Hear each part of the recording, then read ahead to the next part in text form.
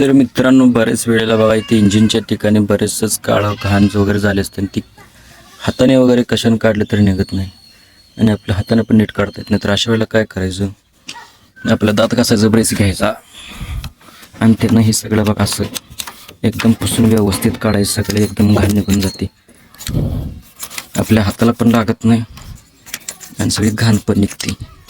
आणि ही ओलं व्हायच्या अगोदर, गाडी धुवायच्या अगोदर वाढले असतानाच पुसून काढा, जेणेकरून सगळी घाण पडते निघून. पाहू शकताय तुम्ही, असं करून जर काढलं तर सगळी घाण या ठिकाणी निघून जाते. पाहू शकताय मी ऑलरेडी काढले. पाहू शकताय खाली घाण पडली कशी. तर अशा प्रकारे तुम्ही ही सगळी घाण काढू शकताय. जास्त करून जिथे ऑइल सांडते तिथंच घाण होते बघा.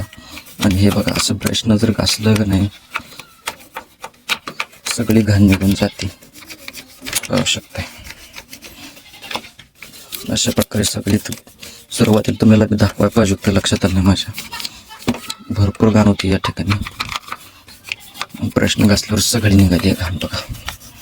पाहू शकता इथं ऑइलच्या इथं पाहू शकताय. आणि नंतर ना तुम्ही पाण्याने धुतलं तरी चालते. अशा प्रकारे सगळी घाण निघून जाते या ठिकाणची. ऑइलची कसली जरी असली तर पाहू शकता.